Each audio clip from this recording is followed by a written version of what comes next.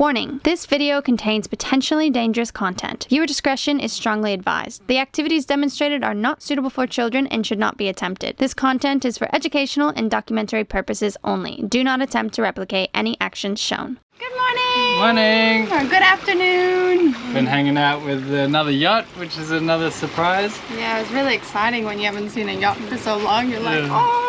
We're as excited as the locals when they're coming in. Yacht, yacht, yacht! Come! So hanging out with them in the morning, getting some good information and sharing stories, and it's cool because they would be joining us on a bit of the trip, I think, in different places. Which would be nice because we could have someone like kind of keep an eye on our boat, we can keep an eye on theirs, and just like, I don't know, just a bit extra. Yeah, so we've finally left the Cays. We're heading for Panasia Island. And supposedly there's some like skull caves or something we can see there. And it's nice downwind sail with the screecher. And Captain Poppy at the helm today. It's gonna be a bumpy ride. Passarinho da montanha quando chega voou, voou.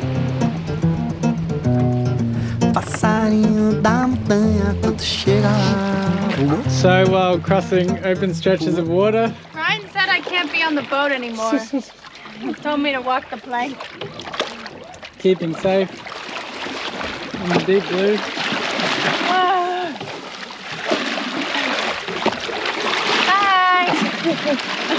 See you, little mermaid. Let's go home. We're not catching any fish in the line, so Poppy's going to grab some with her teeth. The Louisiades Archipelago in Papua New Guinea was formed through a mix of tectonic and volcanic activity. Situated at the boundary of the Pacific and the Australian tectonic plates, the movement of these plates uplifted the land, while volcanic eruptions created many of the islands. Over millions of years, erosion and changes in sea levels further shaped this stunning archipelago. Poppy's ukulele lessons. This one, get here and don't touch.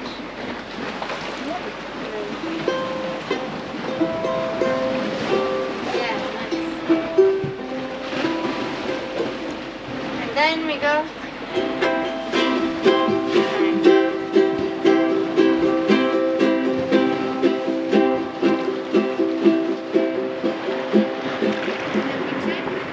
Hey guys, welcome to Once Upon a Reef channel.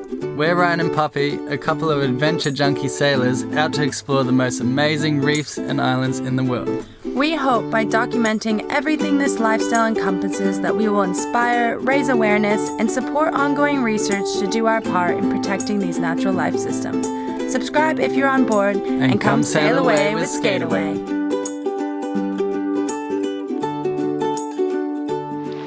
So we are here at Panasia Island, just rowing ashore. Just got these beautiful limestone cave type rocks. Probably one of the most picturesque anchorages we've ever been in, I think. Yeah, it's kind of like the Philippines type scenery. Yeah, we're going to go in and meet up with John, who he said he's going to take us to some caves, or limestone caves, which will be cool, and a bit of a walk, a bit of an explore. Yeah, and John is the chief of this village, or this island, so yeah, we met him yesterday, and now we're going to go to land and see what there is here and meet the people.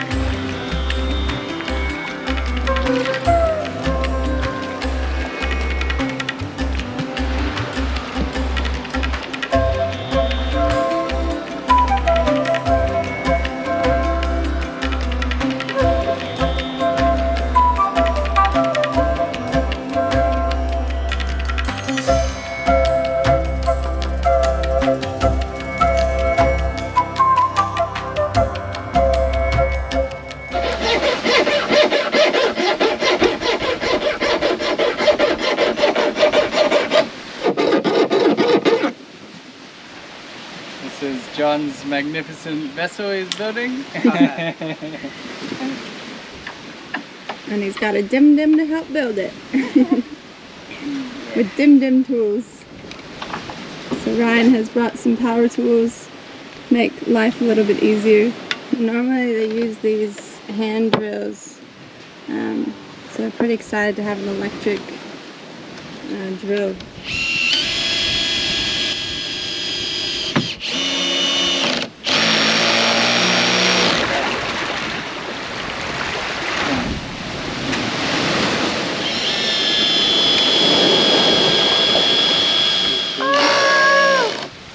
My little friend while they work on the boat. Hello. Yesterday we went in to go see the limestone caves, and then he was working on his traditional canoe. Well, actually he's making a sailing canoe, so I offered to help out, and then I seen what basic tools he had left, and I ended up, you know, bringing over some like battery drill and stuff like that, drill bits, and so he was super stoked. One thing that makes it really hard building the boats on these islands, there's no big trees, so they either get wood from other islands, or like his one, he found a big bit of driftwood that he hollowed out. Great carpenter. Yeah, no, it's good, it's good. And then even like the screws and nails are really hard to find. He was using like old copper nails from old ships and stuff like that, you know, got it out of and then reused. And then he was filling all the gaps with using styrofoam, melting it with petrol, and then putting it to waterproof all the gaps and stuff like that. Very, very resourceful, trying to find what they can use, and then yeah, putting together these boats that they sail around this whole area, like big distances and rough seas, you know, an open boat to different islands for their survival, for trading, for things they can't get on their own.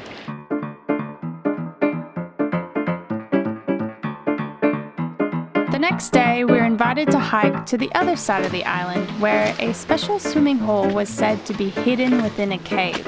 With a few donations to the chief, he offered to guide us.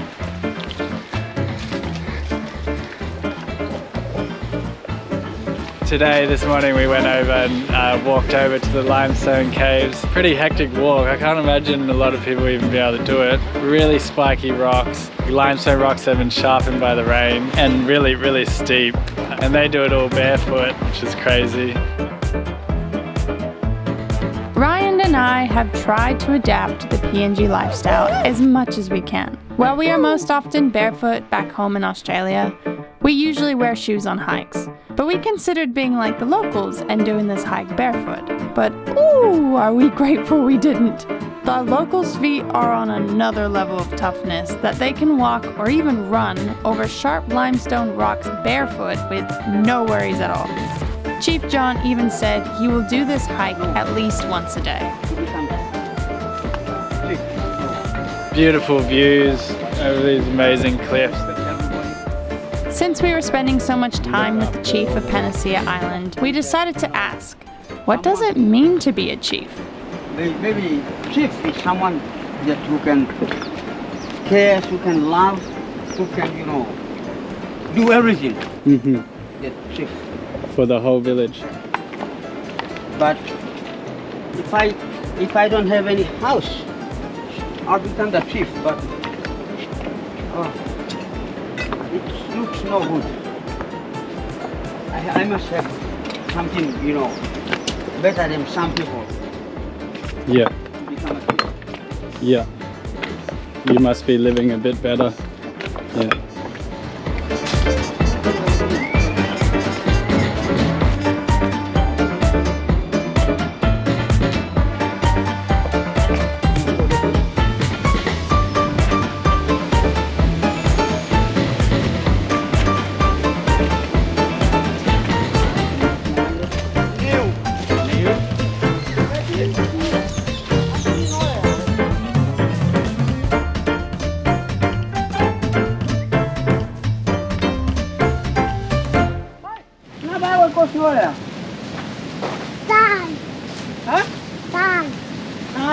Oh, that's the shark fin. There are limited means for the islanders to earn monetary income, so one of the ways is shark finning. Shark finning is the removal of shark fins, dorsal, pectoral, and caudal, and their retention and drying. Once dried, the fins are then sold to dealers for profit. And these are the houses on the beach.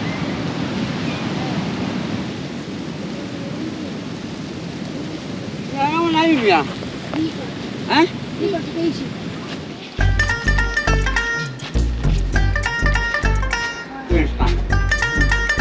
Come.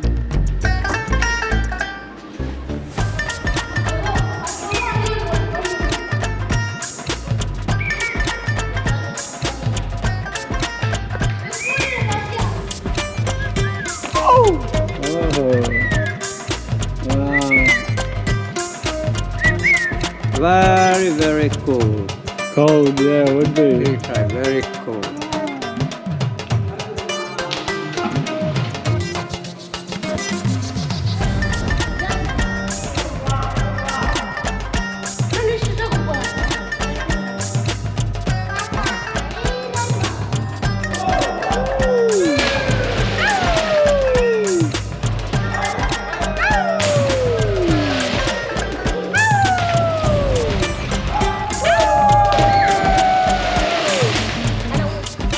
Amazing cave with water in it that you can swim, and there's like little swim throughs and places you can jump off.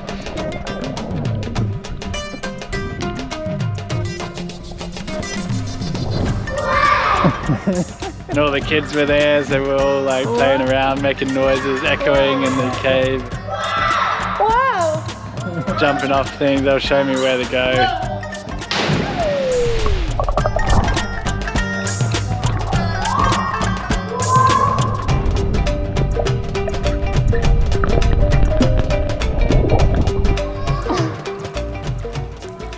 Ryan, how beautiful is this place? Oh, so nice. Amazing. I don't know if this is ocean water or fresh water, but It's definitely mixed. yeah. It's crazy they have this place. And didn't he say there's more caves? And so many little like swim throughs and hidden bits that are too dark to show on the camera. Yeah. But yeah, they're saying there's many more caves on the island. Because it's all made out of limestone. Yeah. You can see all the old stalactites and mites. Hey! Hey! Hey! Hey! Whoa!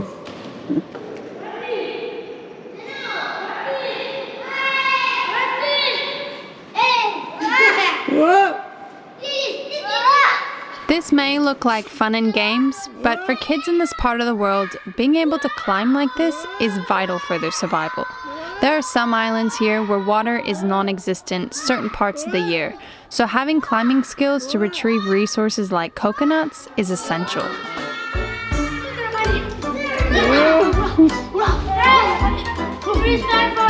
Oh! Oh! First one!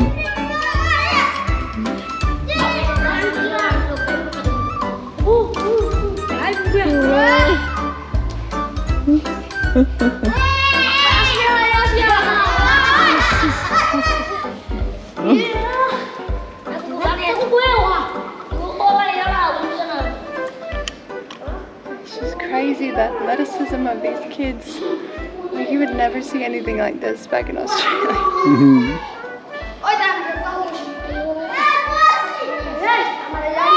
And they're all like multiple on the same branch that like they're trusting it's not gonna break, and Yeah, shaking it and so confident.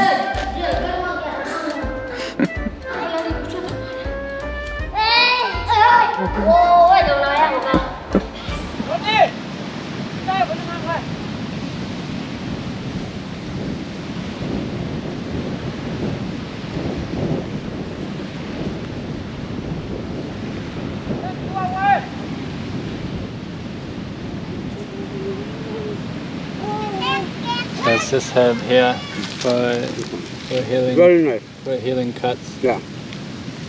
Not this one. Very nice and very strong. And you squish it up.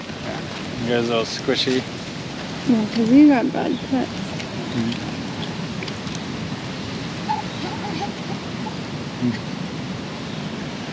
Hopefully that works. A native medicine.